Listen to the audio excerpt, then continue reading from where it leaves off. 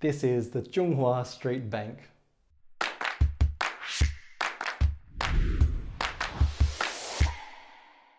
Hi, it's Steve here and welcome back to Mock It Up, your place for reviews of mock and LEGO compatible sets.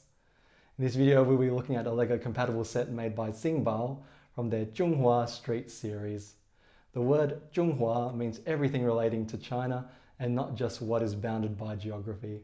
It encompasses all aspects of Chinese culture, civilization, philosophy, art, invention, and so on, which is fitting for an abstract representation of Chinese history made with colourful connecting bricks. Unlike mock sets, which in my experience are made to order with their pieces manually sorted and packaged in plain boxes and building instructions bundled digitally, a LEGO compatible set comes in a retail box with pieces organised in numbered bags and with a printed building instructions booklet, making it more like a LEGO set. This set was kindly gifted to me from friends in China who had heard that I'd started this YouTube channel. Being unable to watch and enjoy the content, they wanted to show their support by allowing me to make this content for you. And apologies to all those people that are fluent in the Mandarin language for all my mispronunciations. Now let's flip the camera and take a closer look. The Zhong Hua Street Bank is a two-story building that is unmistakably Chinese. My guess is that it is based on architecture from the late Qing dynasty, so from around the mid-19th century to early 20th century. Most buildings of that time period would still have been built predominantly of wood. The brick and stone construction, with its advantages of increased permanence and security, would have been significantly more costly, making it suitable for a bank to safeguard money and project an image of success, longevity, and modernity. The sign to the left here is perhaps an embellishment of the past.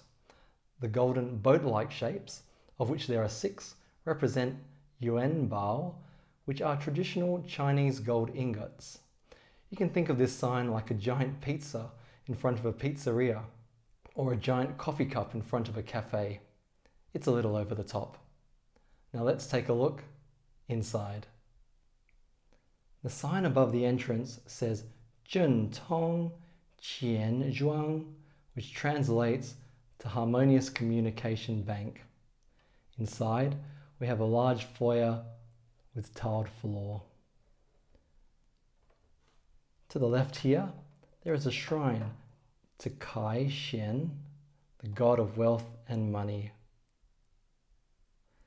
with a lit joss stick and written prayers for wealth and longevity and an upcoming good harvest. He's certainly a fitting god to pray to in a bank. Towards the rear of the foyer is the counter for day-to-day banking services, like depositing and withdrawing money. There is a counter door here,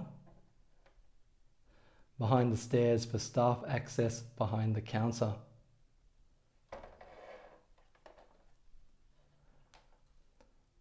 Past the scales, drawers, and magnifying glass is an archway which leads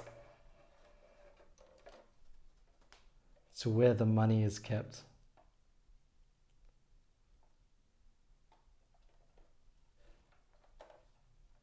Let's hope the bars across this window here encourage the public to look and not touch.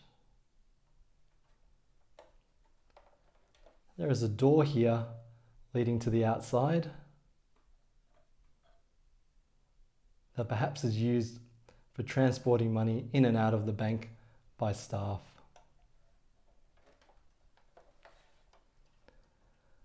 Now let's head up the stairs to the first floor.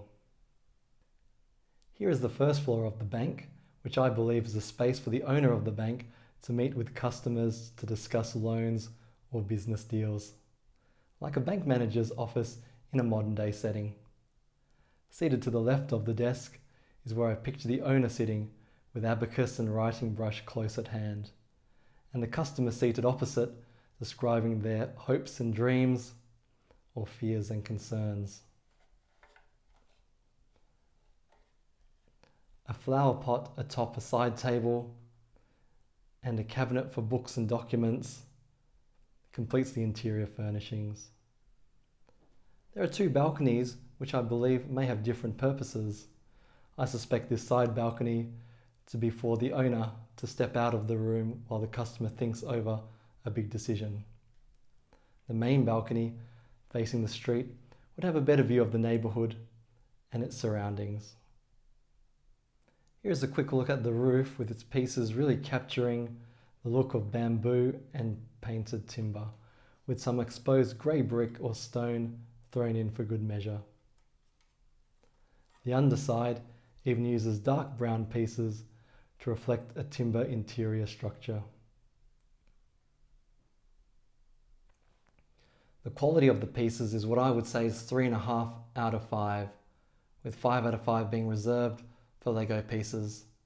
Colour reproduction is good, and there are some scratches on the flat surfaces of pieces, which is not unusual for Lego compatible pieces. Two things that hampered my building enjoyment were that firstly, the clutch on some of the smaller pieces was incredibly tight and caused some white stress marks like seen here.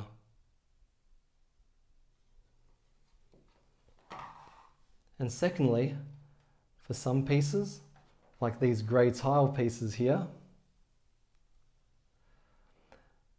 they were a hair width shorter on one side, while being a hair width longer on the other side. So I had to spend extra time to check the fit and placement of these pieces, which was tedious. Now on to the minifigures. Here are the 4 minifigures of the set, so there are 8 shown on the box, and we'll take a look at that shortly. The printing on the minifigures is excellent, with all the fine lines being sharp and crisp and no colour bleeding.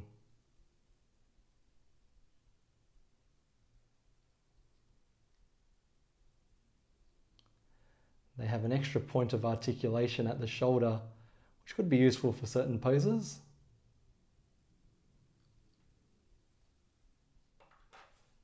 And I'll leave it up to you to discern the differences between these two.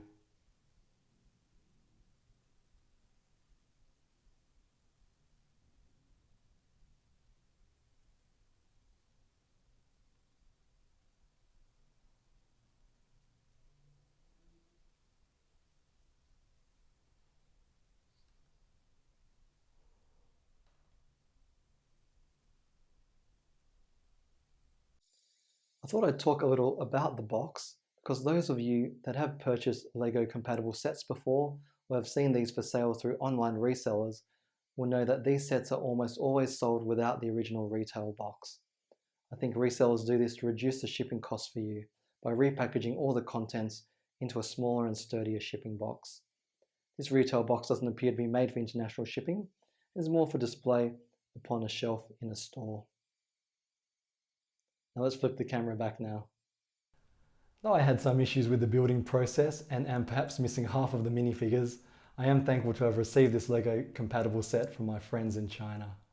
There is a growing movement in China known as Guoqiao, which can be translated as China chic or China cool, that embraces Zhong Hua, everything relating to China, as desirable and trendy.